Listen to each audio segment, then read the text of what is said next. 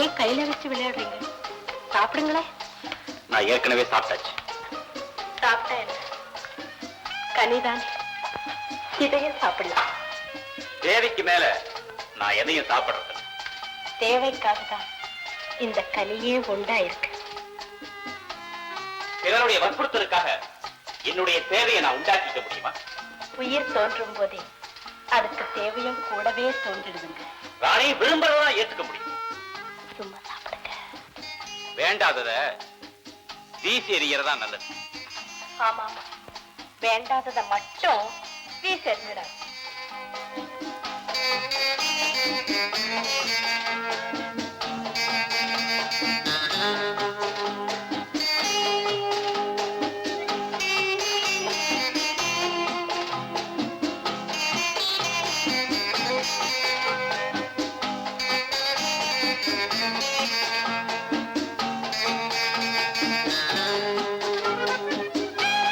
அதிக வெளிச்சம் அன்புக்கு அடைஞ்சலா இருக்கும்.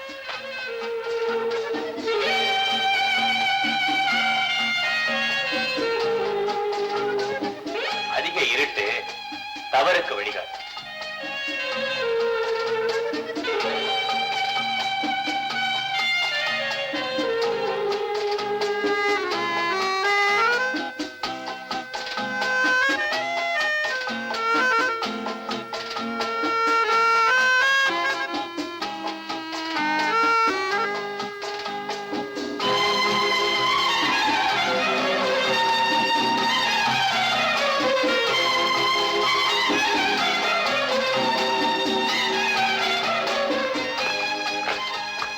தூங்குறவங்களை எழுப்பலாம், ஆனா தூங்குற மாதிரி பாசாங் செய்யறவங்களை எழுப்பவே முடியாது.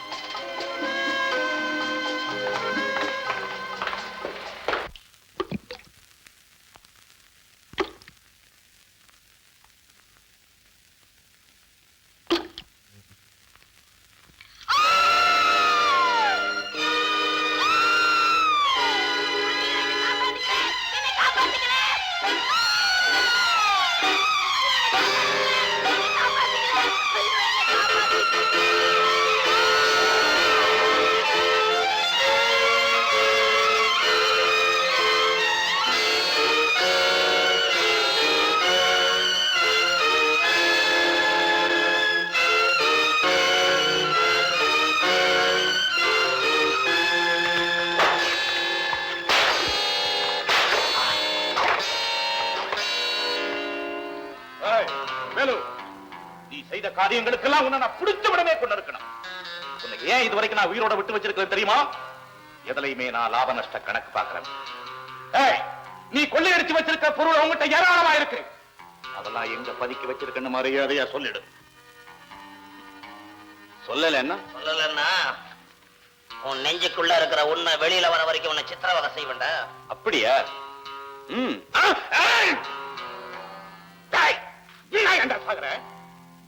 என் தம்பியை கொன்னதை கூட நான் மறந்துட்டேன்டா. வேலு, அந்த பணம் இருக்கிற இடத்தை மட்டும் சொல்லிடு, கொன்ன விட்டுறேன். நீங்க என் தங்கச்சியை கொன்னதை நான் இன்னும் மறக்கலையே. ஒழுங்கா எடுத்ததெல்லாம் கொடுத்துரு. அதை கொடுக்க வேண்டிய இடத்துல கொடுத்துட்டேன். பாத்தியாண்ண, கொடுத்துட்டேன்னு பொய்யா சொல்ற நீ? ஊரை கொள்ளையடிச்சு நீங்க சேர்த்து வச்சீங்க. உங்ககிட்ட இருந்து எடுத்து அதை நான் ஏழை ஜனங்கிட்ட கொடுத்துட்டேன். கொடுத்துட்டியா? அத்தனை எங்களுக்கு சொந்தம்டா. எதையா உங்களுக்கு சொந்தம்? என்னடா எதுன்னு கேக்குற? இந்த ஊர்ல இருக்கிற நிலம் வீடு எல்லாம் எங்களுக்கு தான்டா சொந்தம். இந்த ஊரையே நாங்க தான்டா படைச்சோம். நீங்களா? அதெல்லாம் ஆண்டவன் படைச்சதியா. ஆண்டவனா? அந்த ஆண்டவனை படைக்கிறதே மனுஷன் தான்டா. மனுஷனால ஆண்டவரை போல உருவத்தை தான் படைக்க முடியுமே தவிர உயிரை கொடுக்க முடியாது. ஏண்டா, இந்த மண் கூட எங்களுக்கு தான் சொந்தம். உங்களுக்கா சொந்தம்? ஆமா, மண் இருக்கே அது நமக்கு முன்னால பிறந்தது. நாம பின்னால பிறக்கிறோம், முன்னால இறக்கிறோம். ஆனா மண்ணு இறக்கிறது. இப்ப புரிஞ்சுக்க, மண்ணு நமக்கு சொந்தம் இல்ல, மண்ணுக்குத்தான் நாம சொந்தமாயிடும். இவங்கிட்ட என்ன வேதாந்தம் பேசிக்கிட்டு? எனக்கு கோபம் வர்றதுக்குள்ள இருக்கிற இடத்தை ஒழுங்கா சொல்லிடு. முட்டாளுக்கு 300 தடவை சொன்னாலும் புரியாதுன்னு சொல்லுவாங்க. கொள்ளையடிச்ச கை.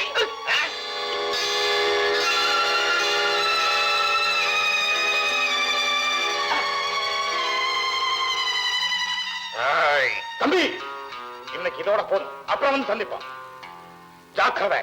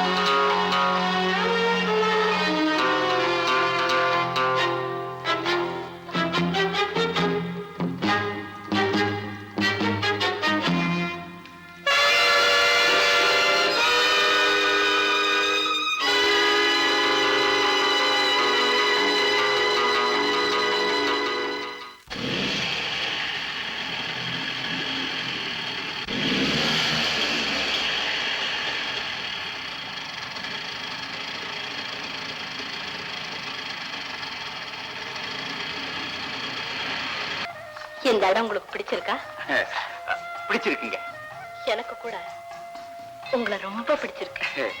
ஆமா, அந்த பொண்ணை கூட்டிட்டு போய் பத்திரமா சேர்த்துட்டீங்களா? ஓ, சேர்த்துட்டீங்க. பெண்கள்னா ரொம்ப இறக்கப்படுவது போல இருக்கு. அப்படி இல்லைங்க, ஆபத்துன்னா யாரா இருந்தாலும் இறக்கப்படுவேன். நல்ல குழந்தை. எங்க அப்பா கிட்ட பேசுனதை விட இப்ப ரொம்ப அமைதியா பேசுறீங்களே. உங்க அப்பா சொன்ன ஆறுதல் வார்த்தையில என் ஆவேசம் கொஞ்சம் அடங்கி இருக்குங்க. வந்து வந்து நான் கொஞ்சம் ஓய்வு எடுத்துக்கிட்டுங்களா? ஓ, தாராளமா.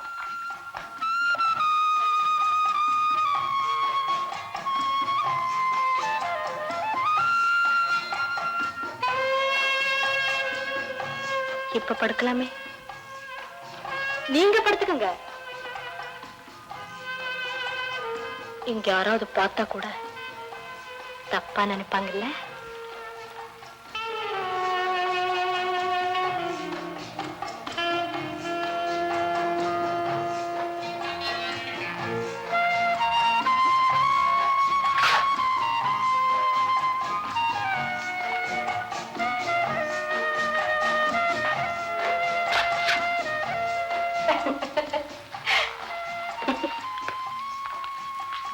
உங்ககிட்ட நல்ல தைரியம் இருக்கு, நல்ல குணம் இருக்கு, நல்ல அழகு. ஏன் கெடுக்குறீங்க?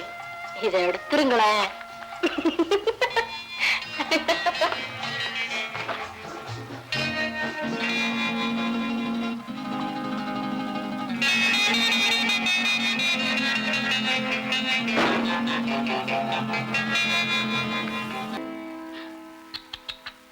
அந்த அக்கிரமக்காரங்க இப்படி காயப்படுத்திட்டாங்களே. இது காயம் இல்ல ராணி, எடுத்த சபதத்தை இன்னும் முடிக்கலையேன்னு எனக்கு ஞாபகப்படுத்துற அடையாளம்.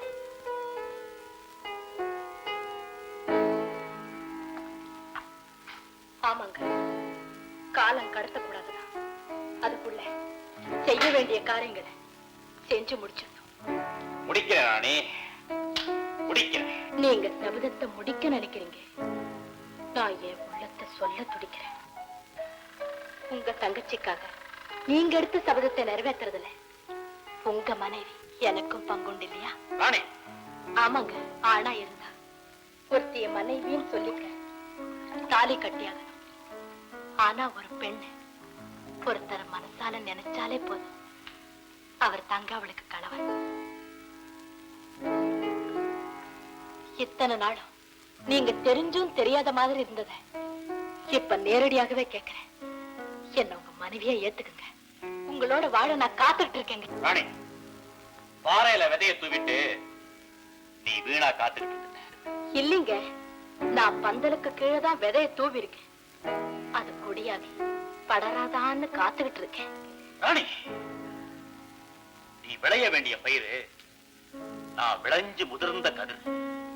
நீ ஒருத்தரோட சந்தோஷமா வாழ வேண்டியவ, நான் ஏற்கனவே ஒருத்தியோட வாழ்ந்துகிட்டு இருக்கிறேன். நான் கல்யாணமானவன் ராணி, கல்யாணமானவன்.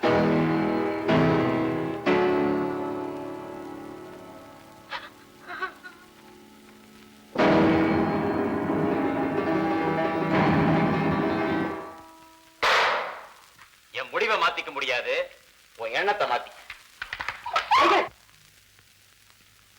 ஏதோ ஆபத்து.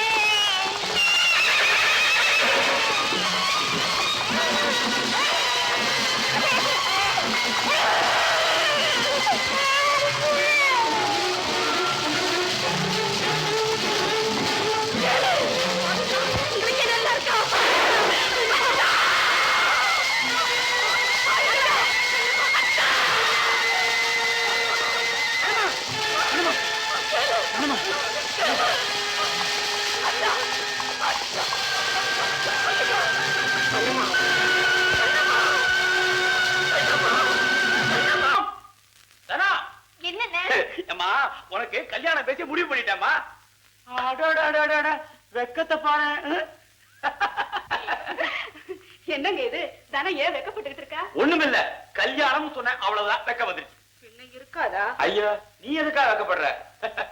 தங்கச்சி, கல்யாணம் ஆயி நீ புருஷன் வீட்டுக்கு போன உடனே இந்த அண்ணனை மறந்துட மாட்டியே. இத பாரு, நீ என்ன மறந்தாலும் நான் உன்னை மறக்கவே மாட்டேன். நேரா உன் வீட்டை தேடி வருவேன்.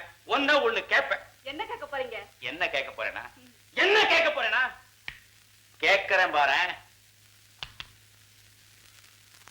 வேலு மட்டும் என்ன காப்பாத்தலனா என்னோட மானமும் நம்ம குடும்பத்தோட கௌரவம் போயிருக்கோம்.